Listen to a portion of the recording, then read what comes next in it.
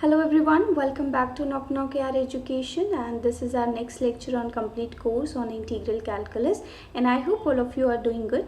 So today we are going to study a new topic, and the topic that we are going to study is the Leibniz rule. So today first we will understand what is the Leibniz rule, and I will cover the whole Leibniz rule along with the questions in this video itself. That is, there won't be any other part for this Leibniz rule. Everything will be covered in this lecture only. Okay, so first we will try to understand what is Leibniz rule, then we will do some basic questions, and then after we understood what is the Leibniz rule with some basic questions, we will do the previous year questions as well. One important thing that you should note over here is that just like I told you in change of order of integration, every year they ask a question from change of order of integration. In a similar way, every year a question comes from the Leibniz rule. So it is very important for you to understand what is the Leibniz rule, and if a question comes from this rule, how we are going to attempt that question. Okay, so let's just understand this rule. Sometimes we also call this rule by the name differentiation under the sign of integration. Okay, so let me just write down the expression and then I'll explain you. Suppose you have a function of two variable x and t, and you want to integrate this integral, but the limit are from a of x to b of x. That means in the upper limit and the lower limit are the function of x, and you want to integrate this integral. So that would be okay, you can very easily do that. But in case if somebody asks you to differentiate this with respect to the variable x, so one thing you have to observe here is that the first thing is the integration is being done with respect to the variable t, but the limits are the functions of a variable x, and you have to differentiate this integral with respect to the variable x only. So in this case, what you will do, you will apply the Leibniz rule. And what does this Leibniz rule says? Now we will understand. It is just a formula, we have to learn it. Once we will learn it, we will understand, okay, this is the Leibniz rule. What it says, initially what you will do, you will keep the limits as it is, and then you will partially differentiate this function of x and t with respect to x, and then you will integrate it with respect to t. Next, what you will do, in place of t, you will replace t by b of x into the differentiation of b of x with respect to which variable x, then minus sign f of x comma, replace this t by the lower limit a of x into its differentiation. This is what is our Leibniz rule. B dash x is what? B dash x is your d by dx of b of x, and your a dash x is what? This is your d by dx of a of x. Okay, so this is a dash x and b dash x. So the first term is very easy to understand and easy to learn, that we have to partially differentiate this function f with respect to x, and then we will integrate. The next part is that we usually do in kind of in our integration, that we keep the upper limit minus lower limit. So we will keep the upper limit in place of t, then into its differentiation, then minus, we will keep the lower limit in place of t into its differentiation. This is what our Leibniz rule.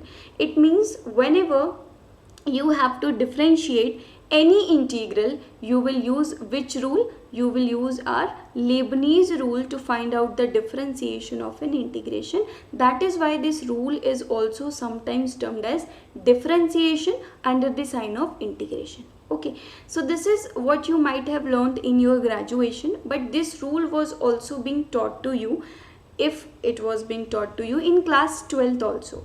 But there what we have studied was that was just a case of the Leibniz rule. This is the most general formula.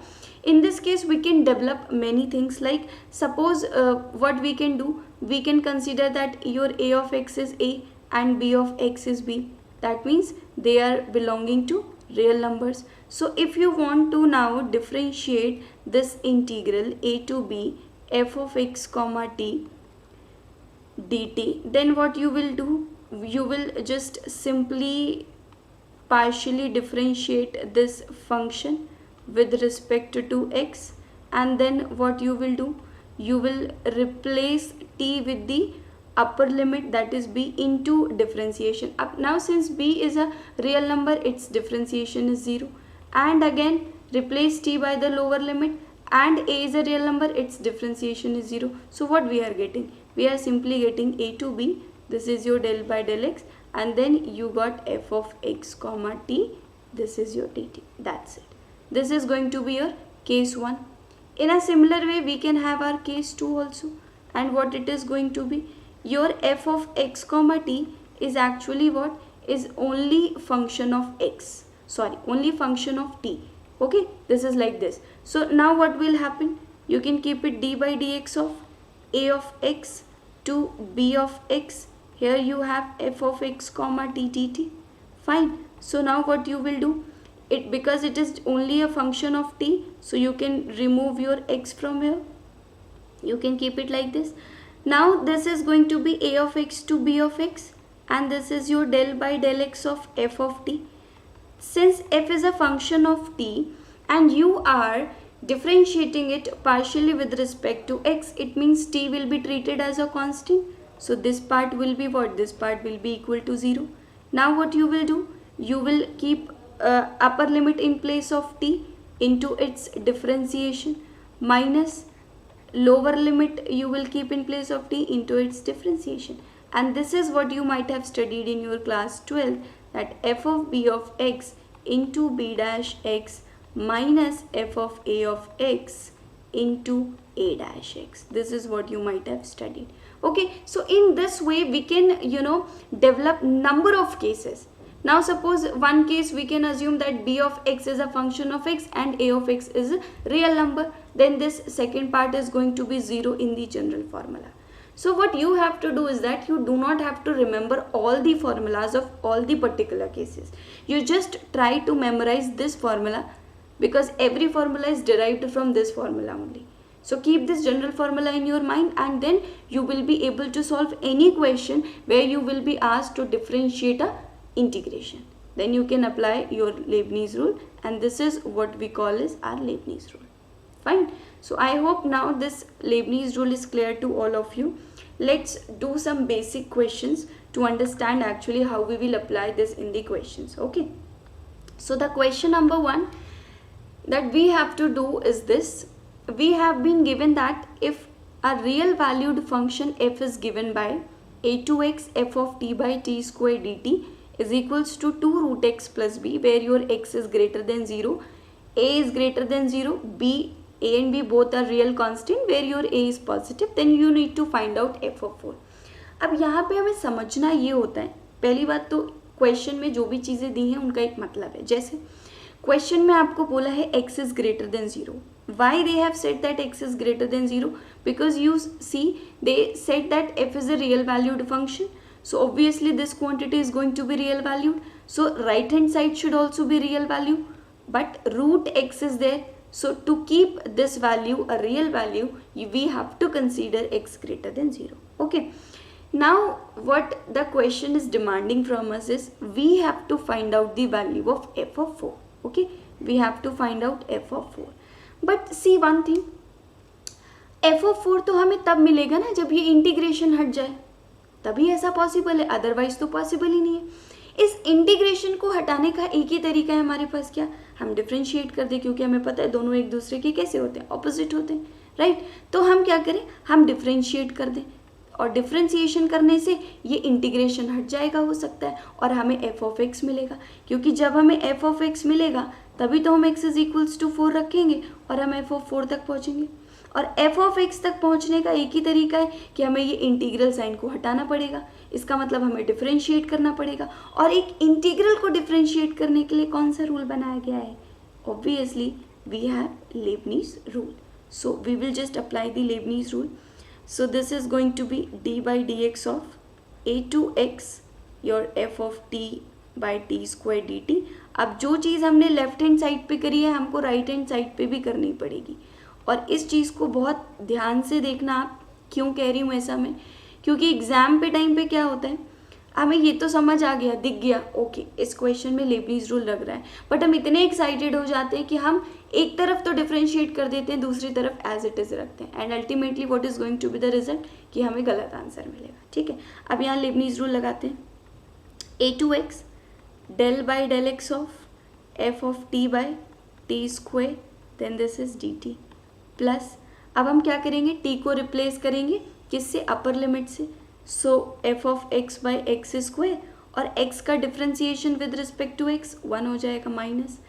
अब हमें क्या करना है, lower limit से t को replace करना है, तो f of a by a square and differentiation of a with respect to x is going to be 0। क्यों, क्योंकि इन्होंने बोला है a and b are real constants where a is greater than 0।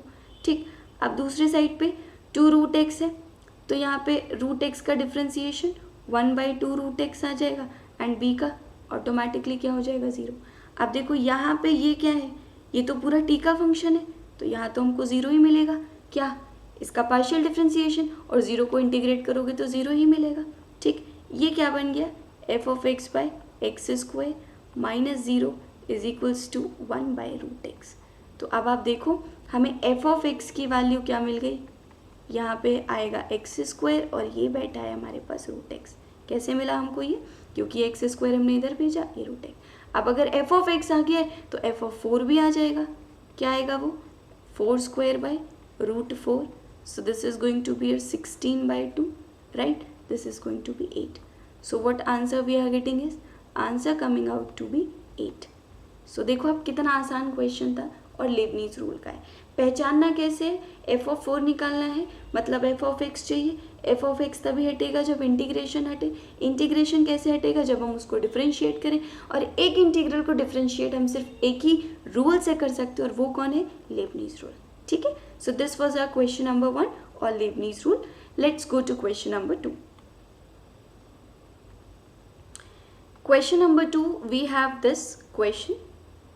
What does this says? Let f of x is equals to sin x to cos x e raised to the power minus t square dt. And then they said find out the value of f dash pi by 4. इससे simple तो question कुछ हो ही नहीं सकता. But don't worry, these are just the basic questions. Nowadays they don't ask such questions. थोड़ा सा कुछ evaluate करने को देते हैं. We will see them. Okay. So f of x हमें यहाँ पे दिया हुआ है. ये क्या है हमारे पास? sin x से cos x and this is your e raised to the power minus t square dt. अब f dash pi by 4 अगर चाहिए तो पहले तो f dash x निकालेंगे ना, तब तो x is equals to pi by 4 रखेंगे वहाँ पे। तो f dash x का मतलब क्या, हमें इसको डिफ्रेंशिएट करना पड़ेगा, और इसको डिफ्रेंशिएट करने का मतलब है कि हम एक इंटीग्रल को क्या कर रहे हैं, डिफ्रेंशिएट कर रहे हैं, और एक इंटीग्रल को डिफ्रेंशिएट करने का सिर्फ एक ही तरीका है, और वो तरीका क्या है हमारे पास, ऑब्वियसली वो तरीका है Leibniz rule. So we will apply our Leibniz rule and we will try to get the answer. This is your f dash x. अब अगर मैं नहीं भी लिखूँगी तो आई होप आपको समझ आ रहा हो कि पहला पार्ट क्या होता है हमारे पास, हम पार्शियली डिफ्रेंशिएट करते हैं विद रिस्पेक्ट टू एक्स। यहाँ आपको दिख रहा है e raise to the power minus t square जो है that's a complete function of t. तो t को तो एज अ कांस्टेंट की तरह डील करेंगे क्योंकि x के रिस्पेक्ट में काम कर रहे हैं, पार्शियल डिफरेंशिएशन है, तो ये पार्ट तो 0 दे देगा हमको। अब 0 है, इंटीग्रेट करोगे तो 0 ही मिलेगा। नेक्स्ट पार्ट में क्या करना होता है, अपर लिमिट से रिप्लेस करो, और फिर अपर लिमिट का differentiation with respect to x, cos x का क्या आएगा, minus sine x। Then minus sine के साथ लोअर लिमिट को रखो t की जगह पे, तो माइनस साइन स्क्वायर x, और साइन x का डिफरेंशिएशन cos x। तो f डैश एक्स क्या मिला हमको, f डैश एक्स आ गया हमारे पास, पहला वाला पार्ट तो 0 ही हो गया, दूसरा क्या है minus sine x e raise to the power minus cos square x. ठीक है, और नेक्स्ट पार्ट क्या है minus cos x e raise to the power minus का sine square x. Now what they have asked from us, f dash pi by 4, तो हम यहाँ पे रख देंगे x की वैल्यू को pi by 4। What we will get, sine pi by 4 is 1/√2, cos pi by 4 is also 1/√2, यहाँ square था तो 1/2 आ जाएगा। ठीक है, again cos pi by 4 1/√2 and this is going to be this. तो क्या मिला हमें, minus 2/√2 e raise to the power minus half, तो ये क्या मिलेगा -√2 and this is your root e. So answer is going to be what, answer is going to be minus √2/e. So which option do we think is correct? Obviously the option that we are getting is minus root 2 by e, which is B option. ठीक है? So this was our question number 2. Let's go to question number 3. Question number 3 क्या कह रहा है? F R2R be a continuous function where 0 to x f of 2t dt is equals to x by pi and we have sin pi x. Okay, for all x belonging to R, f of 2 पूछा है. So obviously f of 2 निकालना है, इसका मतलब हमें f of x चाहिए. वहीं पे हम x is equals to 2 रख देंगे तो मिल जाएगा हमें. अब f of x चाहिए, इसका मतलब हमें क्या है, हमें इस इंटीग्रल साइन को रिमूव करना है और इंटीग्रल साइन को रिमूव करने के लिए हमें इसे डिफरेंशिएट करना पड़ेगा और डिफरेंशिएट करने के लिए हमें कौन सा रूल लगाना पड़ेगा, लेबनीज़. और हमें दिख भी रहा है एक चीज़ क्या कि भाई t का और x दोनों का फंक्शन है, t के रिस्पेक्ट में क्या हो रहा है, इंटीग्रेशन x लिमिट्स में रखा हुआ है, तो हम यहाँ पे लेबनीज़ रूल लगा सकते हैं. And make sure don't do this mistake. If you are differentiating your left hand side function, always differentiate your right hand side function also, because if you are doing something on the left hand side it has to be done on the right hand side, otherwise you will get the wrong answer. And जो wrong answer आपने निकाला है वो भी आपको options में मिलेगा, तो आप वहाँ पे तो लगा दोगे, बाद में पता लगेगा आपको okay I have done this mistake. ठीक है, यहाँ पे अब मैं लिख नहीं रही हूँ, आपको पता है पहला पार्ट 0 हो जाएगा क्योंकि f of 2t is a complete function of t. इसका partial differentiation with respect to x is going to be 0. दूसरा क्या आएगा, जब हम t को रिप्लेस करेंगे उसकी अपर लिमिट से, सो 2x और यहाँ पे x का डिफरेंशिएशन 1 माइनस यहाँ पे f of 0 एंड 0 का डिफरेंशिएशन 0. यहाँ पे हम क्या करेंगे, प्रोडक्ट रूल लगा लेंगे. ठीक है, so this is going to be sine pi x and then हमें क्या मिलेगा यहाँ पे x के साथ पाई कॉस पाई एक्स. ठीक, अब तो बहुत आसान हो गया. अब ये क्या आ गया, f of 2x is equal to, एक तो बन गया क्या हमारे पास sine pi x by pi और दूसरा पाई से पाई कट जाएगा तो x कॉस पाई एक्स आ जाएगा. क्वेश्चन में हमें क्या पूछा गया है, क्वेश्चन में हमसे जो चीज़ पूछी गई है वो है f of 2. अब f of 2 कब मिलेगा, जब हम x को 1 रख दें. अगर हम x को 1 रखेंगे तो ये f of 2 आ जाएगा. यहाँ पे क्या मिलेगा हमको, sine pi by pi and what we will get here 1 and this is going to be your cos pi. अब साइन पाई तो 0 होता है तो ये तो 0 हो गया, कॉस पाई -1 होता है तो f of 2 कितना आ गया हमारे पास, -1 आ गया. So it means A option is correct for this question number 3. Okay, so this was our question number 3. Let's come to question number this is our question number 4. Okay, question number 4 is saying something, let A be a non-zero real number, then they are saying limit x tending to a 1 by x square minus a square a to x sin t square dt equals to. Sometimes what happens, a topic which you are studying in integral calculus, it might help you in linear algebra, in function of one variable, in ordinary differential equation. तो questions जो होते हैं वो link करके आपस में आते हैं. इस साल भी अगर आप देखोगे और पीछे कई सालों से देखोगे तो आप उनको ऐसे इंडिविजुअली नहीं बोल सकते हो कि ये इस टॉपिक का क्वेश्चन है, ये इस टॉपिक का क्वेश्चन है. वो इंटरलिंक्ड होते हैं. आईसी के क्वेश्चन को कनेक्ट कर देंगे ओडी से, एलए से या फिर वन वेरिएबल से. ये ऐसा ही कुछ क्वेश्चन है. अब इस लेबनीज़ रूल को वन वेरिएबल से कैसे कनेक्ट किया गया है यहाँ पे वो हम देखेंगे. कैसे, देखो हमें एक लिमिट निकालने को बोलिए. ए एक हमें बोला है क्या है, नॉन ज़ीरो रियल नंबर है. ठीक है, तो देखते हैं ये हम कैसे फाइंड आउट करेंगे. This is your limit x tending to a, then you have 1 by x square minus a square, then you have a to x, what do you have over here, sin t square dt. Okay, sin t square dt, and they have already mentioned that your a is non-zero. Why? because अगर a 0 हो जाएगा तो ये तो 0 हो गया, x tending to 0 पे 0 हो जाएगा तो डिफाइन नहीं होंगी चीज़ें. To define then they said that a is nonzero. आगे भी उसका समझ आएगा रीज़न. अब इसको अगर आप देखोगे, लिमिट लगा रहे हो x टेंडिंग टू a, ये तो 0 हो गया. किसी भी इंटीग्रल की जो लिमिट अगर lower limit upper limit same हो जाती है वो भी 0. तो आप देखो ये 0/0 फॉर्म बन रहा है. अगर अभी नहीं नज़र आ रहा है तो शायद आपको अब नज़र आने लग जाएगा. Limit x tending to a, आप इसको न्यूमरेटर बाय डिनोमिनेटर के फॉर्म में लिख लो. a to x then you have sine t square d t, और यहाँ पे आ गया क्या, x square minus a square. अब आप देखो लिमिट लगाओगे, this is zero, upper limit lower limit same, this is also zero, zero by zero form बन गया। जीरो बाई जीरो फॉर्म हमने रिमूव करना सीखा है, by which rule, by LH rule. LH rule लगाएंगे हम, तो वो क्या कहते हैं, न्यूमरेटर और डिनोमिनेटर को हमें इंडिविजुअली डिफ्रेंशिएट करना पड़ेगा यहाँ पे विद रिस्पेक्ट टू एक्स। अब आप देखो जरा, अब शायद आपको दिखा होगा लेबनीज रूल कैसे हमारे पास हमें हेल्प कर रहा है कि वन वेरिएबल के लिमिट के क्वेश्चन में भी। अब डिनोमिनेटर पार्ट में तो कुछ नहीं है, वहाँ हम सब कुछ कर सकते हैं, बट न्यूमरेटर में कौन काम आएगा, ऑब्वियसली लेबनीज। क्यों, because we have to differentiate a definite integral. So whenever we have to do such kind of task, there is only one rule which will help us out, and that is Leibniz rule.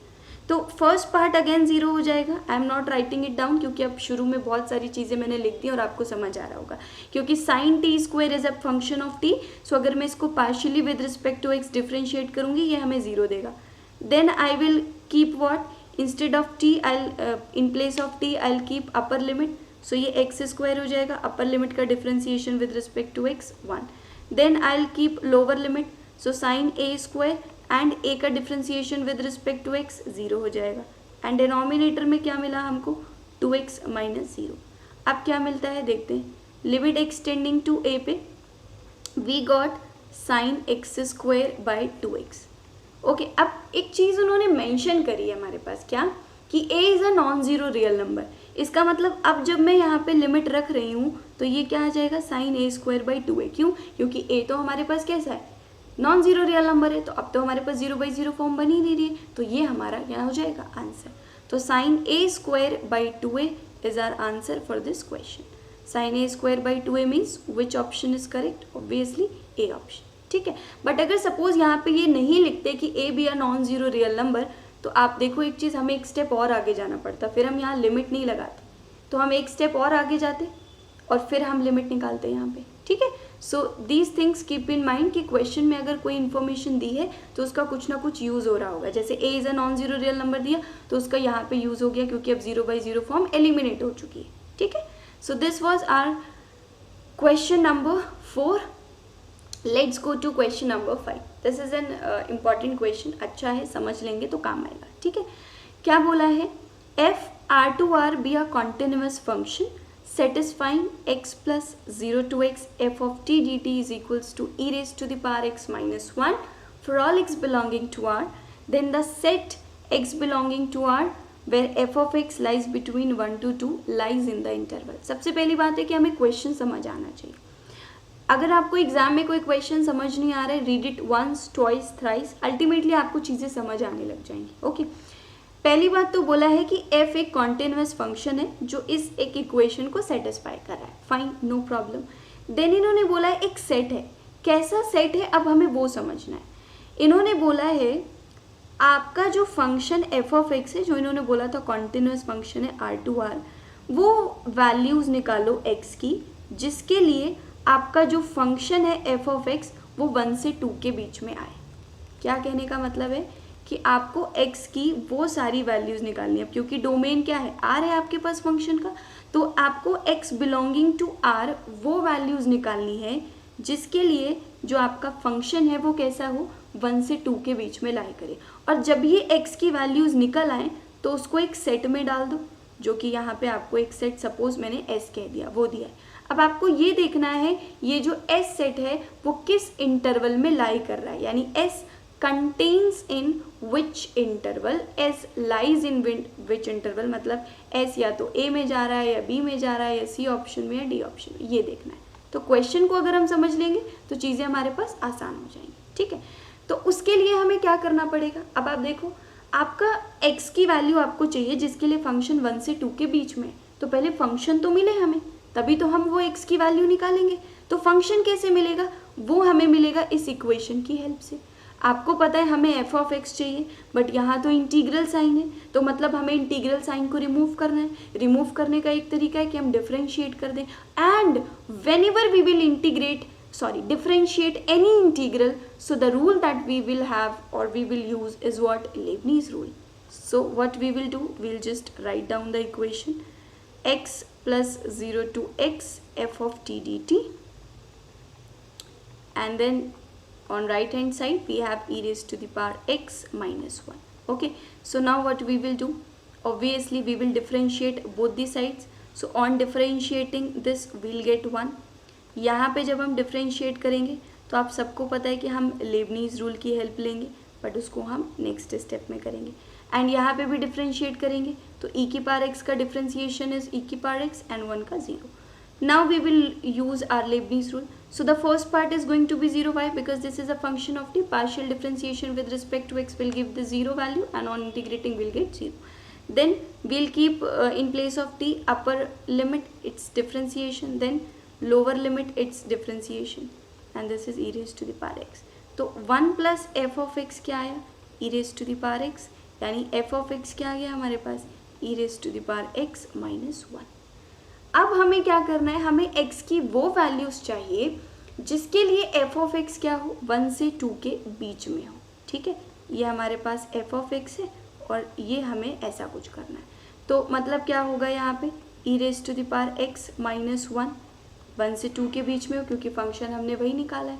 अब हम क्या करें, हम 1 add कर दें सब जगह, तो यहाँ हमको 2 मिल जाएगा और यहाँ हमें 3 मिल जाएगा और यहाँ 1 चला जाएगा.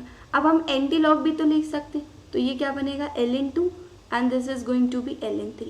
तो आप देखो हम अपने टास्क पे पहुंच गए.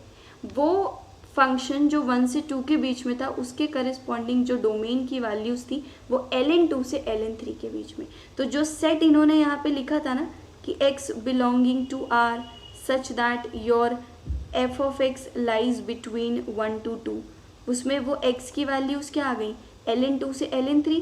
मतलब ये क्या, एक क्लोज्ड इंटरवल आ गया ln2 से ln3, और ये किस में लाई करेगा आप देखो. सो ये तो ऑब्वियस ही बात है, पूरा a के अंदर ही है, a के इक्वल ही है, तो which option is going to be correct, A option. So this was an important question and I hope आप लोगों को समझ आ गया हो. ठीक है, let's go to question number 6. Question number 6 अभी हमने किया था, बिल्कुल सिमिलर क्वेश्चन है वैसे ही. क्या कह रहा है, the limit x tending to 0 plus 1 by sine square x x by 2 to x sine inverse t d t equals. ठीक है, अब ऑब्वियस ही बात है, राइट हैंड लिमिट की बात करी गई है तो आप इसको चेंज भी कर सकते हो. लिमिट h टेंडिंग टू 0 पे, then 0 plus h, 0 plus h, तो हर जगह x की जगह h आ जाएगा और कोई फ़र्क नहीं पड़ेगा. तो हम इसको एज इट इज़ कर देंगे. तो जब आप लिमिट लगाओगे तो आपको क्या पता लग रहा है यहाँ पे कि 0 बाई 0 फॉर्म बन रहा है. कैसे, sine 0 is 0 and 0 to 0 limit is 0. तो इट्स बेटर कि हम इसको कैसे लिख लें, हम इसको न्यूमरेटर बाय डिनोमिनेटर के फॉर्म में लिख लें. और अब आपको यहाँ से दिखेगा भी कि अच्छा ये 0 बाई 0 फॉर्म में जा रहा है. तो now what we will do, we will apply LH rule. LH rule क्या कहता है, differentiate your numerator and denominator individually.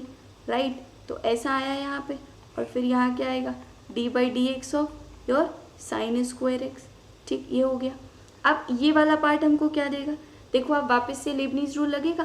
पहला पार्ट 0 हो जाएगा क्योंकि t का फंक्शन है, partial differentiation with respect to x 0 होगा, प्लस हम अपर लिमिट लगाएंगे t की जगह पे, तो दिस इज x, उसका डिफरेंशिएशन 1, माइनस लोअर लिमिट रखेंगे साइन इनवर्स x बाई 2, उसका डिफरेंशिएशन 1 बाई 2. डिनोमिनेटर में क्या मिलेगा हमको, 2 साइन x कॉस x. ठीक है, तो अब हम इसको फाइनल एक्सप्रेशन यहाँ पे लिख लेते हैं. Limit x tending to 0 plus पे we got sine inverse x, then we got minus 1 by 2, this is your sine inverse x by 2. और यहाँ देखो 2 साइन x कॉस x को हमने सिंप्लिसिटी के लिए साइन 2x रख लिया. अब दोबारा लिमिट लगाओ, फिर से देखो जब लिमिट रखोगे आप वही अपना h में कन्वर्ट करके, फिर आप देखोगे 0 बाई 0 फॉर्म बन रहा है. इसका मतलब क्या है, अभी हमें एक बार और LH रूल लगाना पड़ेगा, बट अब आसान है. Limit x tending to 0 plus.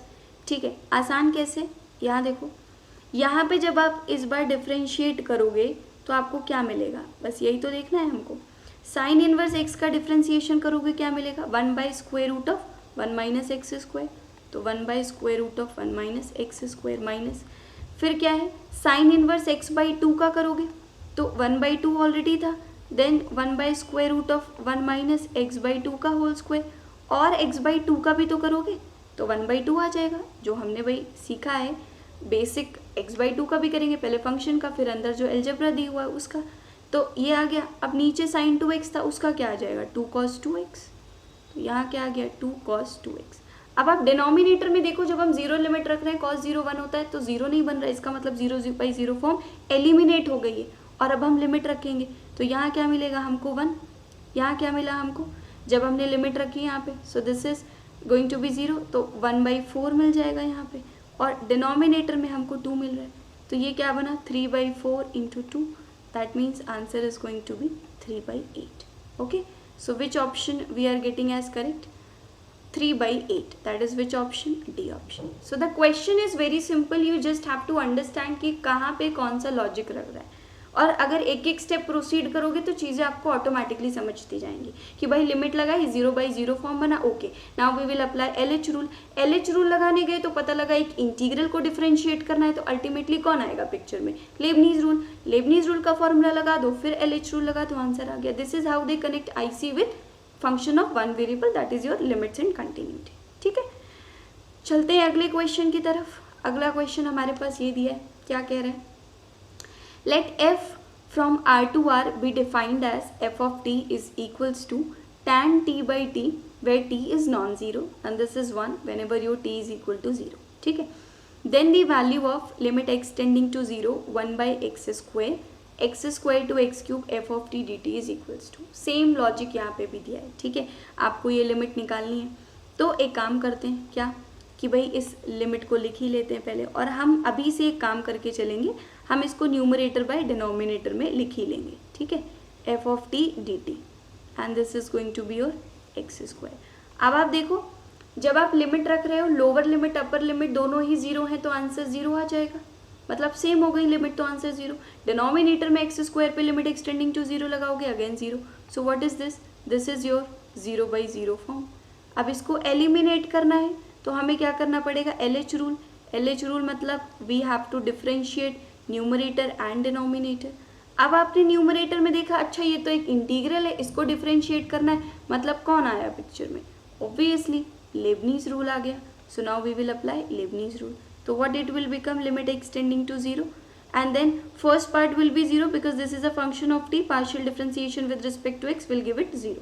Then we will keep upper limit into its differentiation, then we'll keep lower limit into its differentiation and this is your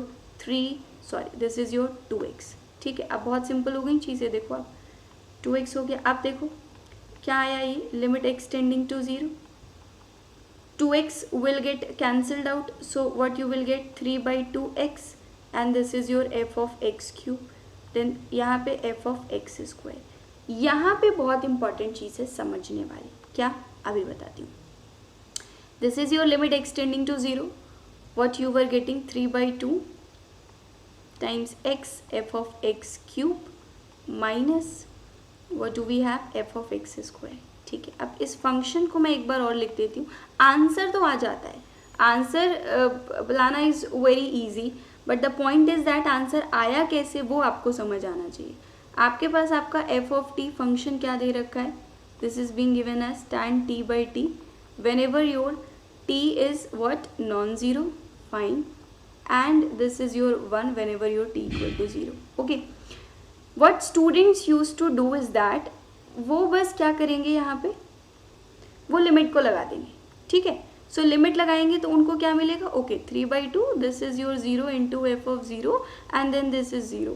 सो ये तो 0 हो गया, एफ ऑफ 0 1 गिवन है, 1 -1 आंसर आ गया। But actually ऐसा हो नहीं रहा है यहाँ पे, यू हैव टू अंडरस्टैंड क्यों, ऐसा क्यों मैंने बोला। आप ये इस बात को समझो, उन्होंने limit x tending to f of x square लिखा है, how can you equate it equal to f of 0 जब तक आपको पता ही नहीं है कि ये कॉन्टिन्यूअस है कि नहीं है। तो ऐसा कर दोगे तो आंसर तो सही आ जाएगा, but you have to understand ऐसा क्यों हो रहा है। अदरवाइज आपको क्या करना पड़ेगा, आपको वैल्यू रखनी पड़ेगी tan t² यहाँ पे आप रखोगे tan t³ F of x ये है, एफ ऑफ टी ये है, तो एफ ऑफ एक्स आपको x² रखना पड़ेगा। जब तक आपको कॉन्टिन्यूटी के बारे में नॉलेज नहीं है, आप लिमिट को वैल्यू ऑफ द फंक्शन से रिप्लेस नहीं कर सकते हो। यहाँ देखो आप इस फंक्शन को, यहाँ पे अगर आप limit t tending to 0 f of t देखते हो, वो क्या आ रहा है, लिमिट टी टेंडिंग टू 0 पे f of t by t, और ये 1 आता है, और एफ ऑफ 0 क्या दिया है 1, इसका मतलब this f is what, this f is continuous at t equals to 0। इसलिए यहाँ पे ऐसा हो पा रहा है कि आप इसको क्या लिख पा रहे हो, एफ ऑफ 0, इसको क्या लिख पा रहे हो, एफ ऑफ 0। अब ये तो 0 हो गया तो ये 0 आ गया, एफ ऑफ 0 की वैल्यू आपको 1 दे रखी है, that's why you are getting answer -1। But you should understand the meaning why this is happening. Otherwise आपको यहाँ पे अगर ये कॉन्टिन्यूअस नहीं होता ना, यहाँ अगर 2 लिख दिया होता गलती से और फिर अगर आप ये काम करते ना तो आपका आंसर पक्का गलत हो जाता। फिर आपको क्या लिखना पड़ता है यहाँ पे, you must have written it tan t cube by t cube, fine, मतलब x में रखते, फिर इसको आप लिखते tan x square by x square. So remember all these things because whenever your function is continuous then only you can replace its limit by the value of the function. Okay, so this was this question. Let's go to another question, and this is the next question. Here what we have to do, this is a very simple question. We have to find out the limit of what, f of pi by 2. Okay, so I know that I want f of x, then only I'll be able to keep x is equals to pi by 2. So ultimately what we have to do, we have to differentiate it with respect to x. So it means I have to apply Leibniz rule. Once I will do it, first term is going to be 0 because this is a function of t. Partially differentiating it with respect to x will give me 0. Then I'll replace t by the upper limit into its differentiation, lower limit into its differentiation. गलती क्या होगी, बच्चे बस ऐसा लिख देंगे, नहीं करना है आपको। जो चीज़ आप लेफ्ट हैंड साइड पे कर रहे हो वही चीज़ आपको राइट हैंड साइड पे भी करनी है। तो आप यहाँ पे भी डिफ्रेंशिएट करोगे तो आप प्रोडक्ट रूल लगाओगे, so that is going to be 2x sin x, then you will get x square cos x and this is your 3x square. Now you keep f of pi by 2, तो f of pi by 2 रखोगे तो sin pi by 2 1 होता है, तो 2 into pi by 2 मिला यहाँ पे आपको, cos पाई बाई 2 क्या होगा 0, and this is your 3 into pi by 2 का square. So what you are getting pi plus 3 pi square by 4. It means which option is correct? Obviously B option is correct. Okay, तो ये थे कुछ आज के questions. अब I think आज के सेशन के लिए इतना बहुत है। लेबनीज रूल का एक और सेशन बनाते हैं, ठीक है, जहाँ पे सिर्फ और सिर्फ प्रीवियस ईयर क्वेश्चन पेपर्स में जो भी आपको लेबनीज रूल का क्वेश्चन मिला है up to 2022, that I will discuss. Okay, but before that we will not break the rule of our class. I'll just give you a very simple question, okay, and all of you have to answer it, and I'll see how many of you can answer it. So the question is, if your g of x is equals to x minus 2, and then here you have 4x minus 5, then you have here your f of t dt. Okay, this is your f of t dt, where your f of x is square root of 1 plus 3x to the power 4 for x belonging to R, then you need to tell me g dash 1. Okay, this is a very simple question and I am expecting all of you to answer it correctly. Okay, and those who are not answering, I don't know, because this is the part of your preparation. If you are attempting the questions and giving response in the comment box, it means you are watching the lecture and practicing the questions.